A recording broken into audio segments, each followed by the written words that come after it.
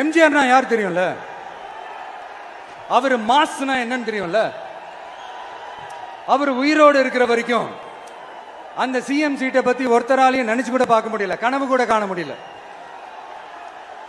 எப்படியாவது அந்த சிஎம் சீட்டை என்கிட்ட கொடுத்துருங்க, என் நண்பர் எம்ஜிஆர் திரும்ப வந்ததுக்கு அப்புறம் நான் திருப்பி கொடுத்துறேன்னு தன்னோட எதிரியை கூட மக்கள் கிட்ட கெஞ்ச வச்சவர் எம்ஜிஆர். எப்படி கெஞ்ச வச்சவர்?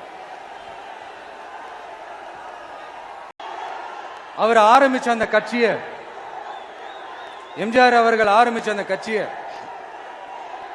கட்டி காக்கிறது யாரு? இன்னைக்கு அந்த கட்சி எப்படி இருக்குது? அதை நான் சொல்லிதான் உங்களுக்கு தெரியணுமா? அப்பாவி தொண்டர்கள் அதை வெளியில சொல்ல முடியாம வேதனையில தவிக்கிறாங்க.